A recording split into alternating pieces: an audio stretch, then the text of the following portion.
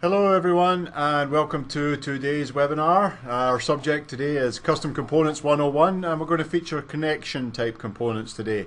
Once again, my name is Ian Coates. I'm the product manager for the steel segment here in our USA office, and I'm joined again by Lee Snyder, our application consultant, also in the steel segment.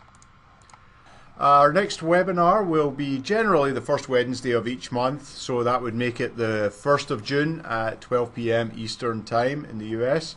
And we're thinking about doing a series of fabricator webinars, a collection of tools that can be used by steel retailers or steel fabricators in particular. And the one that we're going to focus on next month is using the Tekla structures model for some basic estimating. And then we'll follow on through with a tool for just about almost every part of the construction life cycle. So without further ado, I'm going to hand over to Lee Snyder, who's going to talk today a little bit about custom components. Okay, thank you, Ian. I'm going to go ahead now and jump into the Tekla structures model that I have created. And the purpose of this is we're creating a connection that's going to be used multiple times throughout this project.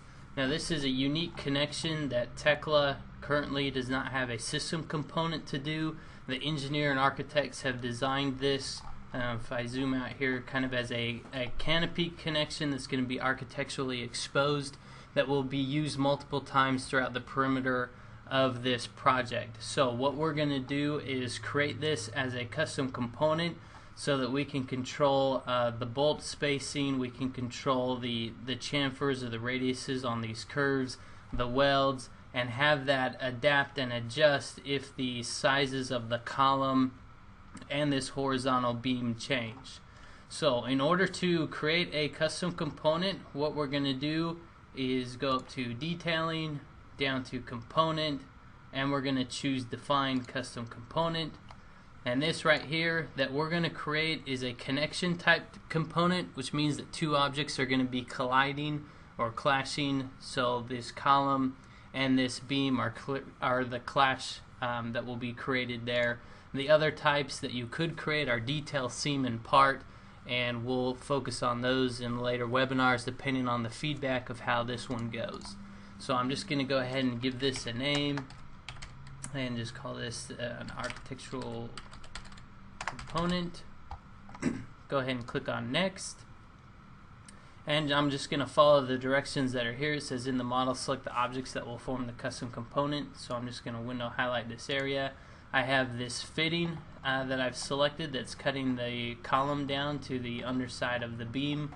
I have the two plates, 4 welds, and these erection bolts that will make up this component.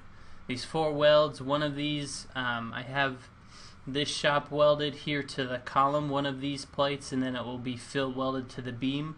And then the opposite plate I have shop welded to the beam, and then that will then be fill welded to the column, and these bolts are used as erection aids. Yeah, and it's also worth noting there, just notice that Lee has only selected the component objects. He hasn't selected the supporting or the supported members because that's going to come along later. Yep, so when I go ahead and click next on this, it says now in the model, click to locate the main part for this connection. And just to keep it consistent with the system components, I'm going to select the column first as the main part, click next, and then select the secondary parts in picking order. I only have one secondary part, so I'm going to select the horizontal beam and click finish. Now what this does is it creates a